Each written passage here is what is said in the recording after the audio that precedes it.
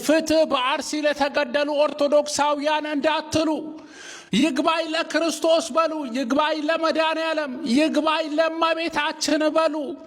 ወደ 50 የሚጠጉ ኦርቶዶክሳውያን በግፍ በማንነታቸው ብቻ ሲገደሉ መግለጫ እንኳን ለማውጣት ያልዳዳ ይህ ስርዓት ገዳይ የሆነ ስርዓት፣ እሱንማ ፍትህ አንጠይቅም። ፍትህ በመጠየቅ ቢሆን ኖሮ እስካሁን 2 ዓመት ሙሉ በአርሲ ውስጥ የፈሰሰው ደም እንዲያው ፍትህ ያገኝ ነበረ። በደብረ ኤልያስ አማራ ክልል ዛሬ በድሮን ጭምር እየገደለ ያለው አባቶቻችንን ገዳማትን በድሮን ጭምር እያወደመ የሚገኘው የሰሜን ጦርነት ብሎ አውጆ በሰሜን ያለውን የኦርቶዶክስ ምንጯን ለማፍረስ እየሰራ ያለው ስርዓት ፍትህማ ሊሰጠን አይችልም። ፍትህ ብቻ በማለት በሶሻል ሚዲያ በመጮው መግለጫ በማውጣት የሚመጣ ለውጥ የለም።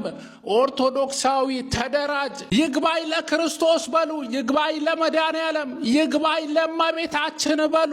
የሚሞተው ዜጋ የሚጨፈጨፈው ኦርቶዶክስ ራስም ኦርቶዶክስ ነው፣ ራስም ኢትዮጵያዊ ነው። እንዳው የእምነቱ ነገር ቢቀር ዜጋ ነው፣ ኢትዮጵያዊ ነው። እና የሁሉ ኢትዮጵያዊ ሲታረዝ ቤተክርስቲያን ስትወድ አንተ እዚህ አዲስ አበባ ላይ ተሳልመ ሌላኛው ቤተክርስቲያን 100 ዓመት ያስቆጠረው ቤተክርስቲያን ሲወድም እና በጠራራ ፀሐይ ሲያቃጥሉ ሲያጋዡት፣ አይ እኔ የሚበልጥብኝ ዝምታ ነው፣ እኔ አዲስ አበባ ላይ ስላለው ወይም ሌላ ቦታ ላይ ስላለው እኔን እስካልነኩኝ ድረስ ምንም ችግር የለውም፣ እንዳውም ለጊዜው የአርሴናል ዋንጫ መብላት ነው የሚያሳስበኝ የምትል ከሆነ ይሄ በጣም ውርደትም ነው፣ በቁም መሞትም ነው።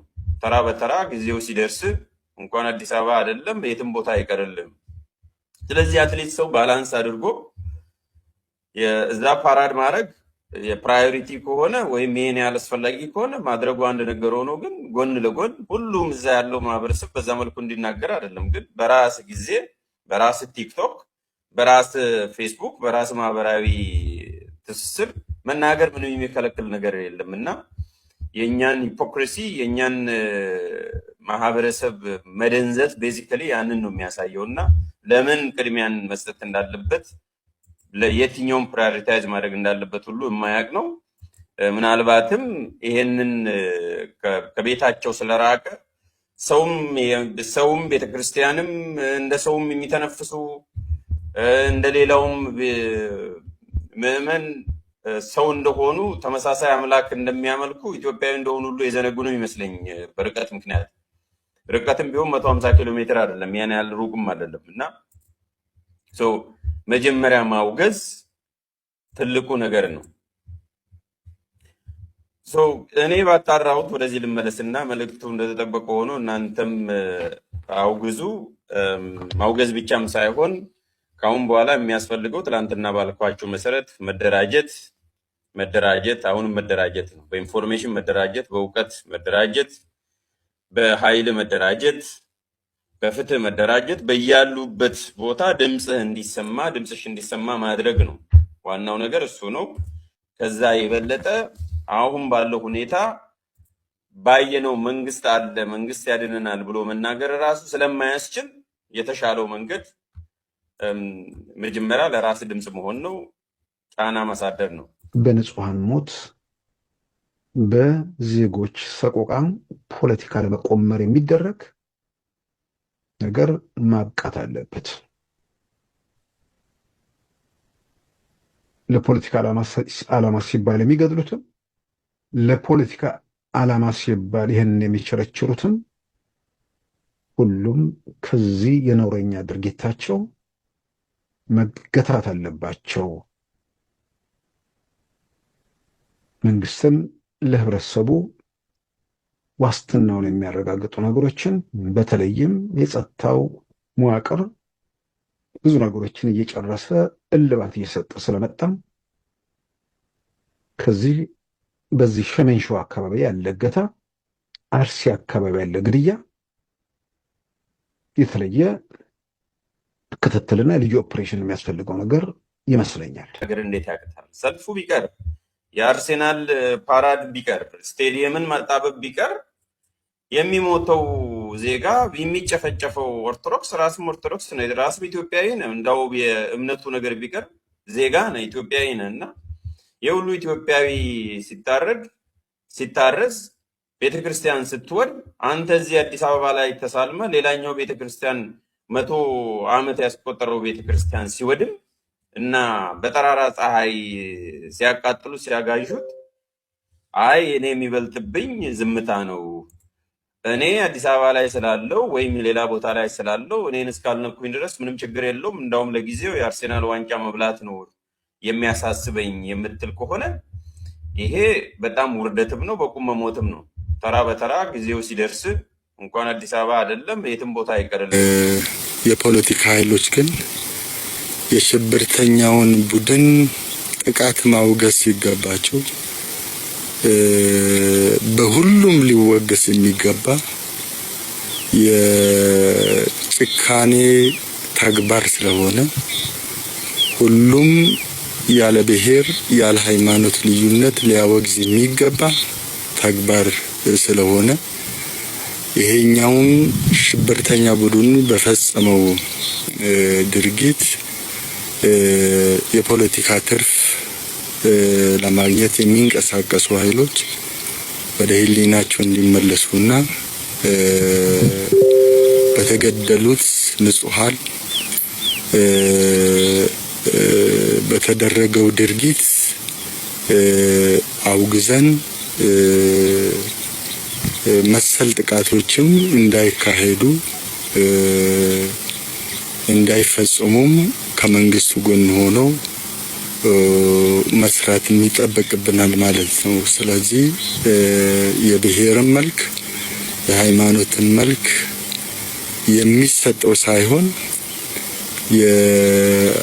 የሽብርተኛ ቡድኖች ድርጊት ስለሆነ በዚህ መልኩ ነው እያንዳንዱ ኢትዮጵያውያን ልንረዳ የሚገባው ስለሆነ ድርጊቱም የሚኮነን የሚወገዝ የጨካኞች ተግባር መሆኑን ልንገልጽ እንወዳለን። ሁለት ቲክቶከር ፍቅረኛ ማቾች ሲለያዩ ያለቀሰ ፒፕል ነው። ሁለት ቲክቶከር ፍቅረኛ ማቾች ሲለያዩ እንደዛ የቀወጠ ፒፕል ነው። ዛሬ ላይ የራሱ የሃይማኖቱ ሰው እየተገደለ የሀገሩ ሰው እየተገደለ ጀስት ቲክቶክ ምንም አይወራለትም ምናምን ተደባብሶ ይታለፋል። ሁለት ፍቅረኛ ማቾች ሲለያዩ ግን ይለቀሳል ይባላል ምናምን። ምንድነው እያሰብን ያለነው? ያራዳ ልጅ እግዚአብሔርን እነሱ ገንዘባቸውን እየሰሩ ነው። እነሱ ነገ ቀለበት አድርገው ባይመጡ እኔ ምን አለ ትለኛለህ? እናንተ ግን የሃይማኖቱ ሰው እየተገደለ በባለፈው አርሲ ላይ ሙስሊሞች ተገለዋል። እንደገና አማራ ክልል ሰው እየታገተ ነው። እንደገና አርሲ ክልል ትናንትና የኔ ያህል ሰው ተገደለ ተብሎ እየተወራ ነው። እናንተ ግን የሚያሳስባችሁ ከውጭ ሀገር እንትና መጣ እንትን ተወሰደ እንትና መንገድ ላይ ስልኩን ቻርጅ ያደረገ ምናምን። ምንድነው እየሆነን ያለነው? ቆም ብለን እያሰብን ነው። ግን እግዚአብሔር ምርጫ ምናምን ትላላችሁ እናንተ መንገድ ነው የምትሰሩት። ሐዋሳ አማረች፣ አዲስ አበባ አማረች፣ እንትና አማረች። እኛ መሞት ነው ማንፈልገው። ስለ መንገዱ ያሳስበንም። በህይወት ስንኖር ነው ያ መንገድ ላይ የምንራመደው አይደል? በህይወት ስንኖር ነው እየዞርን ቲክቶኩንም ምኑንም የምንሰራበት እነዛ የተሰሩ መናፈሻ ላይ እናንተ ምናምን ላይ ቲክቶከሮችን ለምን ስለ እንደዚህ አይነት ጉዳይ አሰሩ ምናምን ሲባል ኮንተንት አይደለም ይጋጭብኛል ምናምን ትላላችሁ። እናንተ የሚያሳስባችሁ ከውጪ የሚመጡት ፈረንጆች ናቸው አይደል? እየተለመደ እኮ ነው። እግዚአብሔርን እየተለመደ እየመጣ ነው። እኛ መሞት ነው ማንፈልገው። ሌላው ይቅር መሞት ነው ማንፈልገው። እኛ በቃ መንገዱ ይቅርብን፣ ጥንቅር ይበል። የመንገድ መብራቱ 10 ምናምን ሚሊዮን ብር የወጣበት ይቅርብን። ምርጫ ምናምን ይቅርብን። እኛ የፈለገው ይምጣ። ሰላማችንን ነው የምንፈልገው። በህይወት መኖር ነው የምንፈልገው። ያረዳ ልጆች አይደል? የአዲስ አበባ ልጆች ወጥቶ መስራት አልቻሉም። የአዳማ ልጆች ምናምን ወጥቶ መስራት የናዝሬት ልጆች እየታፈሱ ነው። ወደ ውትድርና ይላካሉ። ሳይፈልግ በግዱ ይዋጋል። ከዛ ለሀገሩ ነው መስዋዕት የሆነው ተብሎ እሱን ያዋጋው ሰውዬ ማዕረግ ያገኛል። ያ ግን እናቱ ታለቅሳለች ቁጭ ብላ። ምርጫ ምናምን እያላችሁ ማንም ይምጣኛ ስለማንም ግድ አይሰጥንም። እኛ ሰላም በህይወት ነው መኖር የምንፈልገው። መጀመሪያ ሁሉም ነገር የሚደርሰው በህይወት ስንኖር ነው አይደል? ወጥተን ሰርተን ስንገባ ነው አይደል? 100 ምናምን ዓመት የቆየ ቤተክርስቲያን ተቃጠለ ተባለ።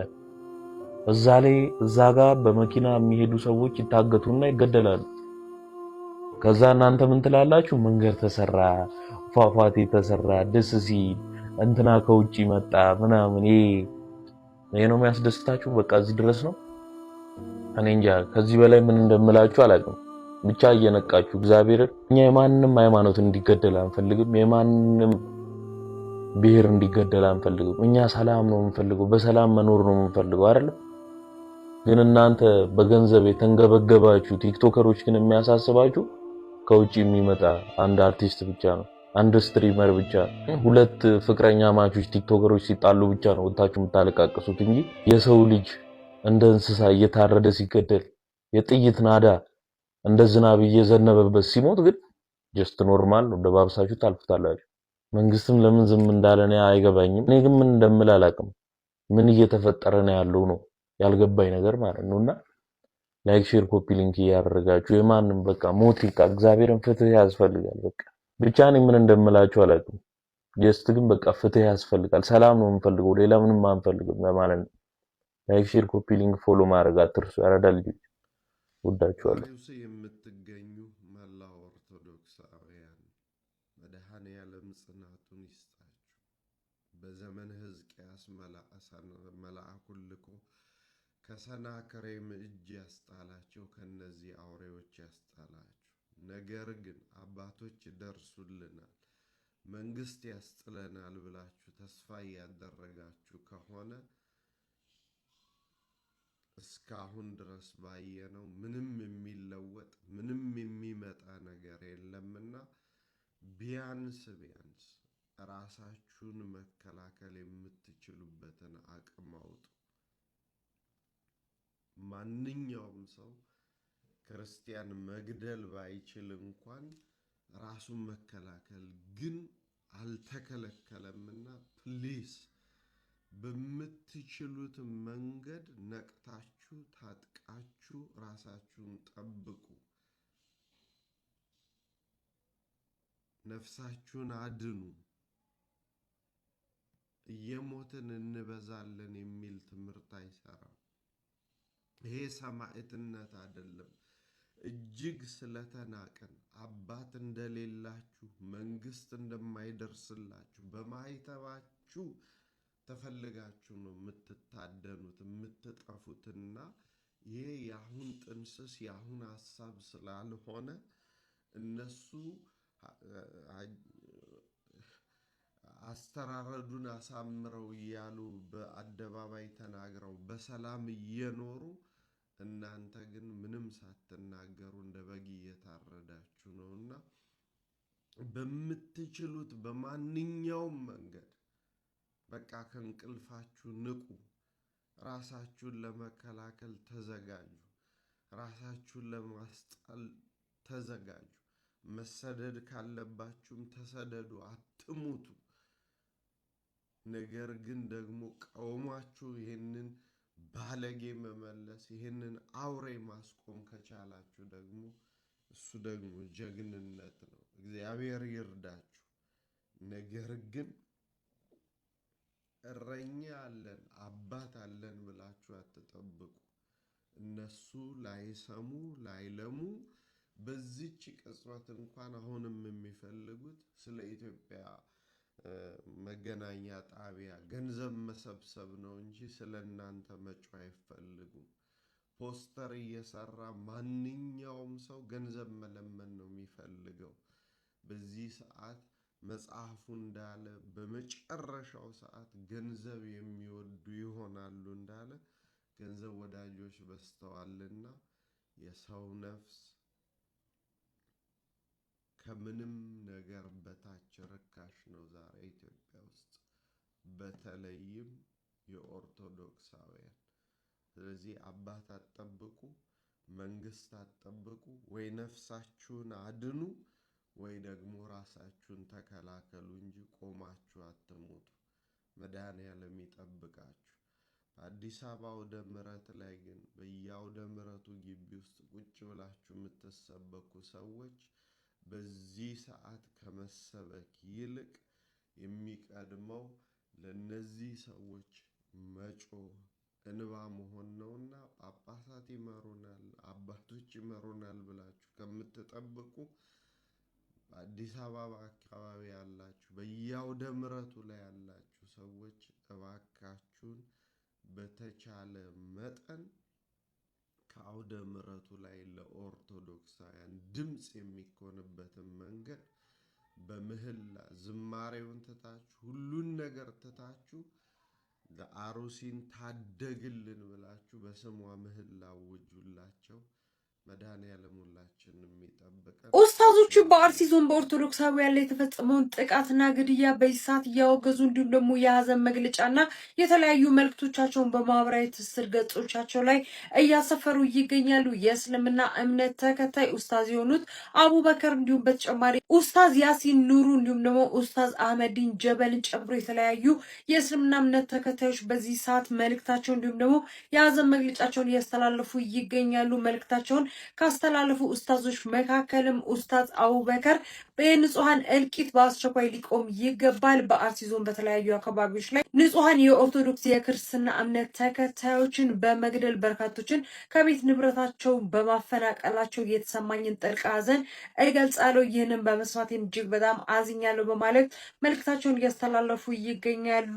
ኡስታዙ አክለውም ይህን ሰይጣናዊ ተግባር በጽኑ አወግዛለሁ ሲሉም በዛሬው ዕለት መልእክታቸውን በማህበራዊ ትስስር ገጻቸው ላይ እያስተላለፉ ይገኛሉ። በተጨማሪም ደግሞ ኡስታዝ ያሲን ኑሩ በማህበራዊ ትስስር ገጻቸው ላይ እንዲህ ብለዋል። ኡስታዙ በአርሲ ዞን በኦርቶዶክሳውያን ላይ የተፈጸመውን አሰቃቂ ጥቃት እንዲህ ሲሉ ያወገዙ ሲሆን ምን ነው የተከበረው የሰው ልጅ ህይወት እንዲህ ረከሰ ሲሉ ጥያቄያቸውን አቅርበው ደመና በማለትም እንግዲህ ድርጊቱን የኦርቶዶክሳውያን ደመና መቅረቱንም ጭምር በዚህ መልኩ አስተላልፈዋል። በምስራቅ አርሲ ዞን በውድ ወገኖቻችን ላይ የተፈጸመውን አሰቃቂ ድርጊት በመስማቴ እጅግ በጣም አዝኛለሁ። የተሰማኝን ጥልቅና መሪር ሐዘንም ለመግለጽ እወዳለሁ ሲሉ ኡስታዙ መልእክታቸውን በማህበራዊ ትስስር ገጻቸው ላይ አስተላልፏል። እንዲሁም በተጨማሪ ኡስታዝ አህመዲን ጀበልም እንዲህ ሲሉ በማህበራዊ ትስስር ገጻቸው ላይ መልእክቶችን እያስተላለፉ ይገኛሉ። ኡስታዙም የንጹሃን ደም ያለ አግባብ መፍሰስና የዜጎች መገደል በአስቸኳይ ሊቆም ይገባል፣ ለዘላቂ ሰላም በጋራ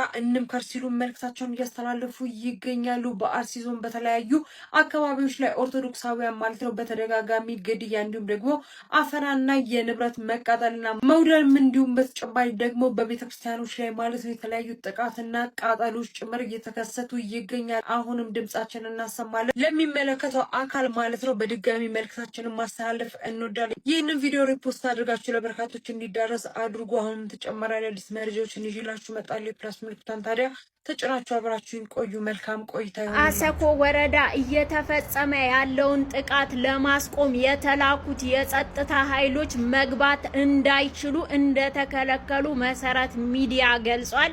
ነገር ግን ምንድነው የተፈጠረው? በቦታው ከመድረሳቸው 25 ኪሎ ሜትር አስቀድሞ የመንግስት ኃይሎች ካድሬዎች ደግሰው በሬ አርደው በቀን ነው የደረሱት። ትላንትና እስከ ምሽቱ 1 ሰዓት ድረስ ያረዱትን በሬ ሲያበሏቸው ከቆዩ በኋላ ወደ ቦታው ለመድረስ የ3 ሰዓት የእግር መንገድ የሚያስኬድ ይቀረዋል። ሳይደርሱ ሳያዩ ምንም አይነት ነገር ሳይሉ ወጥተዋል። ነገር ግን ያው በየሚዲያቸው የጸጥታ ኃይሎች ተልኮላቸዋል እየተባለ ነው። አሁንም ድረስ በወሃብያ ሙስሊሞች እንዲሁም ደግሞ በሸኔ ኃይሎች ራሳቸውን ሸኔ በሚሉ በወሃብያ ሙስሊሞች ኦርቶዶክሳውያኑ ተከበው እንዳሉ የማርያም ቤተክርስቲያን፣ የሚካኤል ቤተክርስቲያን፣ የመድኃኔዓለም ቤተክርስቲያን እንዲሁም የተቃጠለው የቅዱስ ገብርኤል ቤተክርስቲያን አካባቢ ያሉ ምዕመናን ቅሬታቸውን እያሰሙ ነው። የኛ ቤተ ክህነት ደግሞ የአርሲ ቤተ ክህነት ምን ብለው ነው መግለጫ የሰጡት? 9 ሰው ነው የሞተው የሚል ብፁዕ አቡነ ኤልሳ ተናግረዋል። ኤልያስ ኤልሳ ተናግረዋል። ስለዚህ ኦርቶዶክሳውያን ራሳችንን የምንጠብቅበት አባቶቻችን ራሳቸው ለሞታችን ተባባሪ ናቸው። መጠየቅ መቻል አለብን። ከእንግዲህ በኋላ ዝምታችንን እንስበር። ሁልጊዜ ቪዲዮ የምንሰራው ተገደልን ሞትን ነው። አሁን ግን አባቶቻችን ራሳችሁ ናችሁ እያስገደላችሁን ያላችሁት፣ ውጡና ምሩን ማለት መቻል አለብን። ከሊቀ ጳጳሳቱም ይሁን ከቤተ ክህነቱ ከሲኖዶሱ የምንጠብቀው ብጣሽ ወረቀት ሳይሆን ሞታችንን የሚያስቆም መፍትሄ ነው። እስከዛሬ የሀዘን መግለጫ ብጣሽ ወረቀት ይበቃል። ተገጣጥሟል። ብዙዎች ይህንን ነገር ስናገር ፍርሃት ሊያደርባችሁ ይችላል። ነገር ግን በአሁኑ በዚህ ዓመትም እንግዲህ ሰኔና ሰኞ ተገጣጥመዋል።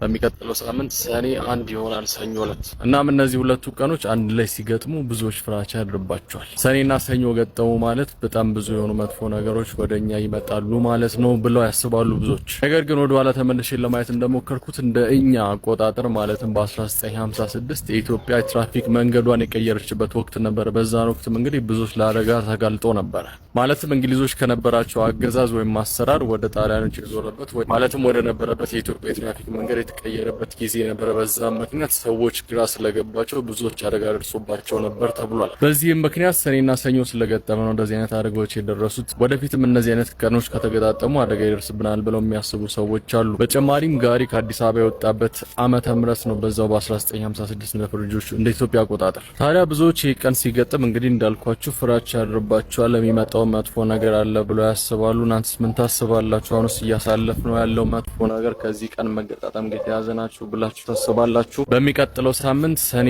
1 ሰኞ ዕለት ይውላል። ሰኔና ሰኞ ይጋጠማሉ። ከዚህስ ምን እንጠብቃለን? እንግዲህ ሀሳባችሁን ኮሜንት ላይ አስቀምጡልኝ። በልቶ ከሚቀደስ ጅቡን በልተው ተቀደስ ይላሉ አባቶች ሲተርቱ። ሰላም ጤና ይስጥልኝ። እንዴት ናችሁ? ቅድስት ነኝ። ዛሬ በአርሲ ውስጥ በክርስቲያኖች ላይ የተደረገውን ጭፍጨፋ ለማውገዝ ነው የመጣሁት። ነገር ግን እንደከዚህ በፊቱ ፍትህ ለአርሲ ክርስቲያኖች የሚል ስሎጋን ለማሰማት አይደለም የመጣሁት። ምክንያቱም ፍትህ የሚጠየቀው ሕግን አክብሮ ለሚያስከብር መንግስት ሲኖር ነው። ይሄ ባልሆነበትና ዜጎቹን የማይጠብቅ መንግስት ባለበት ሁኔታ ግን ፍትህ እያሉ መጠየቅ ምንም ጥቅም የለውም። አጓጉል ጉንጭ አልፋ ነው።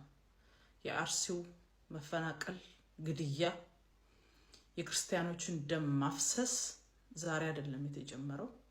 ቀደም ያለ በተደጋጋሚ የተከሰተ እዛ አካባቢ የሚኖሩ ክርስቲያኖችን ሀብታቸውን፣ ንብረታቸውን፣ ህይወታቸውን የማሳጣት ክርስቲያኖችን የማሰደድ ስራ ሲሰራ የቆየ መሆኑ ሁላችንም የምናውቀው ነው። በዚህ ዓመት እንኳን 3-4 ጊዜ በጣም በዘግናኝ ሁኔታ ህፃናት፣ አረጋውያን፣ ሴቶች ሳይቀሩ የተገደሉ አሰቃቂ ግድያዎችን ያየንበት የሰማንበት ክስተቶች በተደጋጋሚ ተከስተዋል። ስለዚህ እንዲህ አይነት ነገሮች በተደጋጋሚ የሚከሰቱባቸውን ቦታዎች እየታወቀ መንግስት ቅድመ ጥንቃቄ አድርጎ ዜጎቹን ለመጠበቅ ያሳየው ዳተኝነት በጣም የሚያሳፍር ነው። ስለዚህ ፍትህ የምትጠይቀው ፍትህ የሚያመጣል መንግስት ሲኖር፣ ይሄ ባልሆነበት ሁኔታ ግን ፍትህ ብሎ መጠየቅ ሞኝነት ነው የሚሆነው። በጣም የተሻለው እዛ አካባቢ ያሉ ሰዎች እንዲታጠቁ ማድረግ ብቻ ነው። እዚህ ሶሻል ሚዲያ ላይ በጣም ብዙ ሰዎች ፍትህ የሚል ስሎጋኖች ይዘው አይቻል። ያ አይጠቅምም። ከቻልን ግፊት ማድረግ ያለብን አንተ የመጠበቅ አቅም ላይ እስክትደርስ ድረስ ዜጎችን ለመጠበቅ ፍላጎት እስኪኖርህ ድረስ ዜጎች ራሳቸውን ከገዳያቸው የመጠበቅ ደመነፍሳዊ ሰብአዊ መብት አላቸው። ስለዚህ የመንግስት የጸጥታ መዋቅሩን ተጠቅመህ እዛ አካባቢ ያሉ ሰዎች እንዳይታጠቁ አስፈትተህ በሄድክ ማግስት የታጠቀ ገዳይ የመጣ የሚገላቸው ምስኪን ኢትዮጵያዊ ክርስቲያኖች ስለሆኑ እዛ አካባቢ ያለው ሰው እንዲታጠቅ ግፊት እናድርግ። ገዳይ ታጥቆ አስቦ እቅድ ኖሮት ለመግደል ሲመጣ በእምነት ምክንያት ሊገል ሲመጣ ጸሎት እያደረግን አንጠብቀው። በመጣበት መንገድ ማናገር ያስፈልጋል። ስለዚህ እዛ አካባቢ ያሉ ሰዎች በሞቱ ቁጥር ፍትህ ለአርሲ ክርስቲያኖች እያሉ መጮክ ሳይሆን እዛ አካባቢ ያለው ሰው ታጥቆ ተደራጅቶ ራሱን እንዲጠብቅ ግፊት ነው ማድረግ ያለብን። መንግስት ባያስታጥቃቸው እንኳን እያንዳንዳችን ከኪሳችን አውጥተን ማስታጠቅ ነው ያለብን። ገዳያቸው በሚገባው ቋንቋ ነው ማናገር ያለባቸው እንጂ በጣም ፍትህን አክብሮ የሚያስከብር መንግስት ያለ ይመስል ፍትህ ለአርሲ ክርስቲያኖች ብሎ መጮህ ዋጋ ቢስ ነው። በተደጋጋሚ ጮህን ሞቱ አልቆምም። መፈናቀሉ፣ መታረዱ፣ መቃጠሉ አልቆምም። ምሻለው ታጥቆ ተደራጅቶ ገዳይ በመጣበት መንገድ መመለስ የተሻለው ነው። አመሰግናለሁ። የኦርቶዶክሳውያን የተዋህዶ ልጆች ወንድሞቻችን ሞት፣ እልቂት፣ መታረስ ከዜና ሽፋንነት አልፎ አጥቂዎች የሚጠየቁበት ራሳችንን የምንከላከልበት መቼ ነው? ይህ የአንድ ኦርቶዶክሳዊ የህግ ባለሙያ ድምጽ ነው። ያማል ማለት በየጊዜው እየወጣን ሀዘናችን ነው የምንገልጠው። ሻማም ነዶ አለቀ።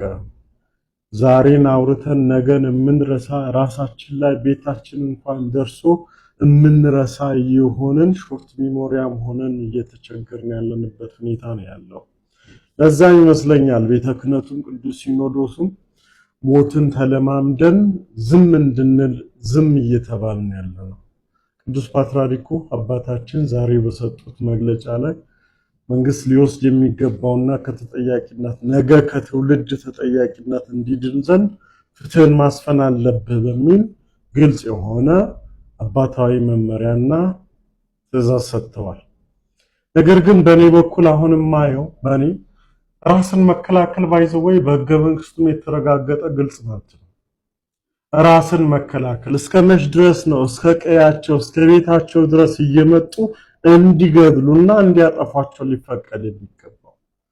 መንግስት ፍትህን የማስፈን ህግና ስርዓትን የማስከበር ትልቁ ኃላፊነት የመንግስትና የስርዓቱ ነው። መንግስት ይህንን ኃላፊነቱን የመወጣት ምንም አይነት ምክንያት የለውም ላለመወጣት። የመወጣት ግን ግዴታ አለበት። የዜጎችን መብት የማስጠበቅ መንግስታዊ ኃላፊነት። ይህንን ማድረግ ካልቻለ ግን በህገ መንግስቱ ለዜጎች የተረጋገጠ መብት አለ። አጥቂው መጥቶ ሲያጠቃ አንተ ራስን መከላከል ደግሞ በህግ የተረጋገጠ መብት ነው። ገዳይ የመግደል መብት የለውም።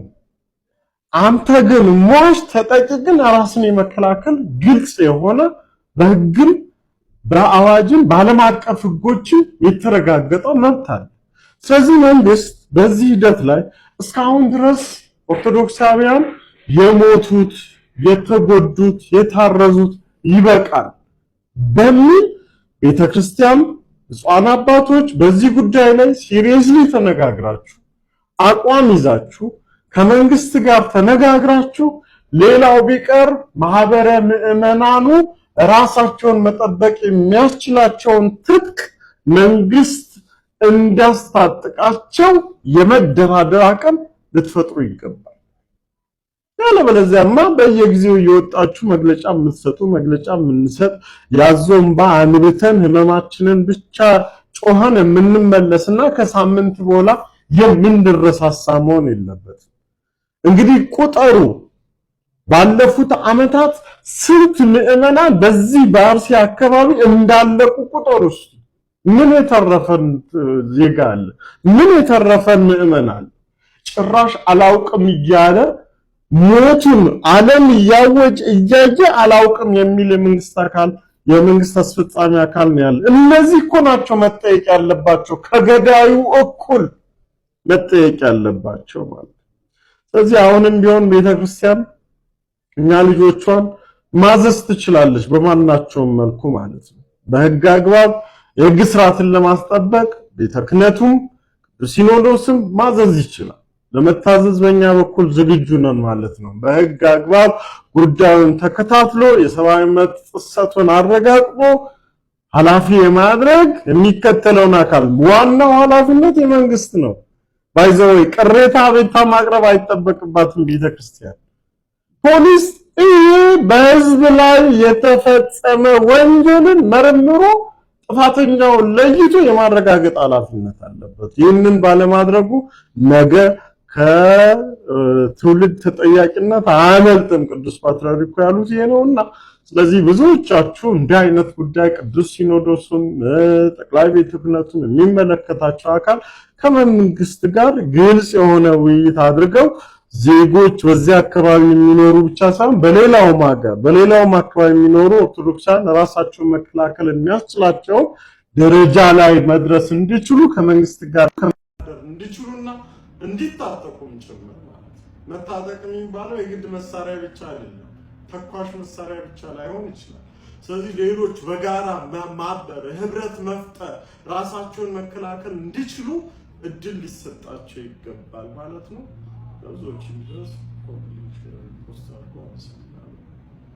ጨነቁትን ያሳርፋቸው። አሁን በዚህ ሰዓት እኛ ይሰማል ድምጼ ይዮባ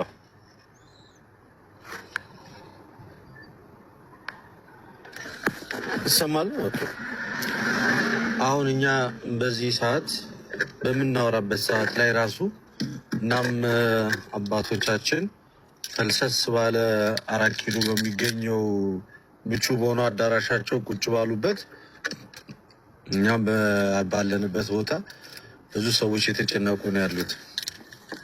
እንደምታስታውሱት እርግጠኝነት ነው የምላችሁ ከዛሬ 1 ወር 2 ወር 3 ወር በፊት የተነሳውን አይነት የሚዲያ ሽፋን ይነሳል ብዬ አላምንም። በአርሲ ጉዳይ ላይ በጣም ጫፍ እስከ ጫፍ ድረስ ርዕስ ነበር፣ እስከ ዋይት ሃውስ ድረስ ማለት ነው አይደለ ወንድሞቻችን?